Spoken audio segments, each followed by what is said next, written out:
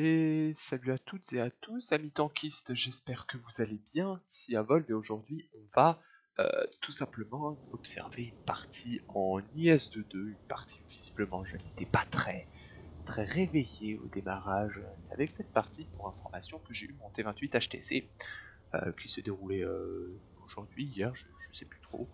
Alors cette partie est réalisée sous World of Tanks 1.10 pour 3 si vous êtes très méticuleux, 1.10.3 si vous êtes très méticuleux. Et donc, je suis top tier. C'est du 7-8, du coup une partie assez facile, pas la plus facile, mais ça devrait aller.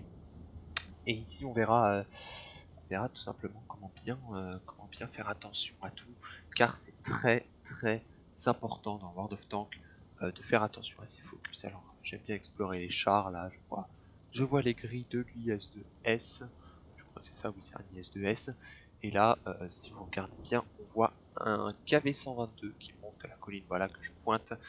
Ça c'est quelque chose à pas faire du tout, hein. Prenez la route que j'emprunte, comme ça vous êtes à l'abri de tous les chasseurs de chars qui pourraient être positionnés par ici, voilà, là où va spot le type 62.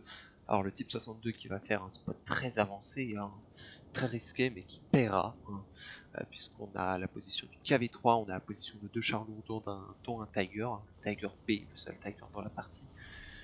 Le Lorraine 40 tonnes qui a sorti notre CS44, là je teste double obus. Et donc, du coup, une partie sur Lundberg qui devrait. Non, sur autoroute, qu'est-ce que je dis, Lundberg? Sur autoroute, une partie qui devrait pas mal se passer. Donc, on a un Pershing. Le Pershing ne fait plus peur, le 45 TP. On a également. Ouh, là je vois une chenille de 45 TP. Ah, est-ce que je tente? Est-ce que je tente pas? On va un petit side scrap. Un petit side scrap, je tente pas. Ne jamais tenter en side scrap, hein, vous voyez. Du coup, à ce qu'on voit de la minimap, notre KV-122 vient de se faire tuer, hein, un joueur sans grande expérience du jeu. À ce qu'on peut voir, est-ce que je tente pas, j'essaye d'avoir un meilleur angle, tiens, non, j'aurais dû garder, et puis on pourra lui mettre une dose. 331, alors on se prend un coup de l'Eagle 7, alors l'Eagle 7, je l'associe un petit peu au Pershing finalement, le Pershing qui est une menace pour moi, l'Eagle 7 qui est clairement moins fort que le Pershing. Je répare, je vois un autre KV-122 passer, et je tente, ça part dans la chenille du Tiger B. Triste, un Eagle 7, je relativise, j'ai mon double obus. Donc 2-3, clairement la SU-14 de l'adverse qui a été sortie, hein, ça c'est une bonne nouvelle. Mais nous on a notre type 62 qui n'est plus de la partie, hein, au deux sens du terme.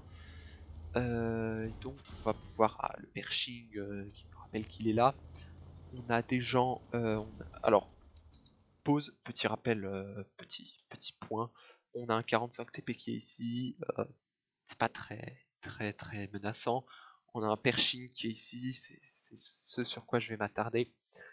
Mais il faut pas trop que je m'attarde sur le Pershing parce que j'ai énormément de personnes en K0 qui pourraient poser un problème, notamment pour la fin de partie.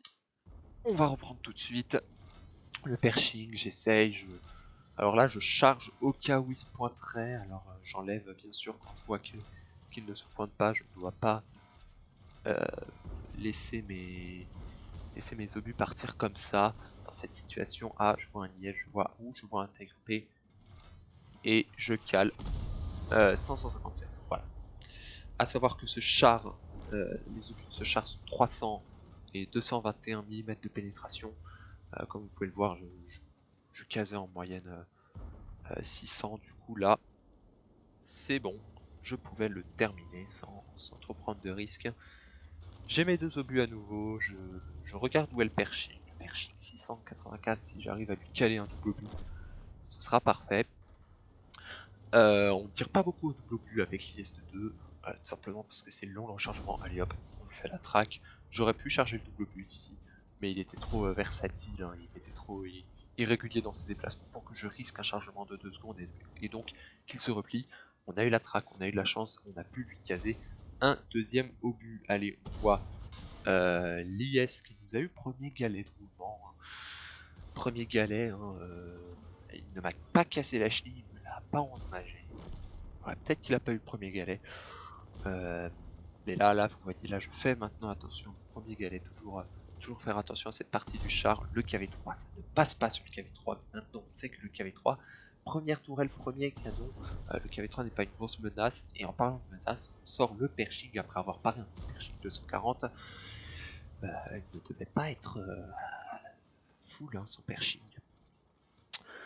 Je fais attention à la minimap, je vois qu'il y a l'IS qui se campe derrière le Tiger P. Je vois le KV3, on pointe le KV3 met une 267, ça confirme qu'il est stock. En plus de sa tourelle, on tente un tir à la volée sur l'IS, ça ne passe pas, mais son tir non plus ne passe pas sur l'IS. On lui a foutu quand même une belle dose au KV3. On a fait un petit high roll des familles. Allez hop, Eagle 7 qui se repointe.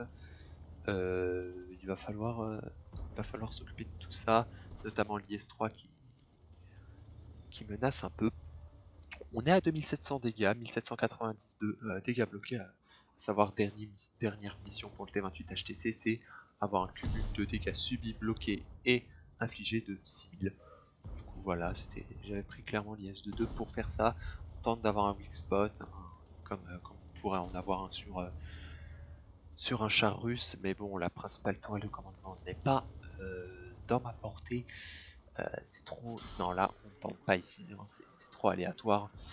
Bon, là, je ne tente pas, en plus, je vois que quelqu'un d'autre est sur l'Eagle 7, c'est le T29, allez hop, on peut ne pas se préoccuper du sort de l'Eagle 7, il sera sorti. Là, je vois l'IS-3 qui menace, et je vois sur la mini-carte que l'IS vient derrière.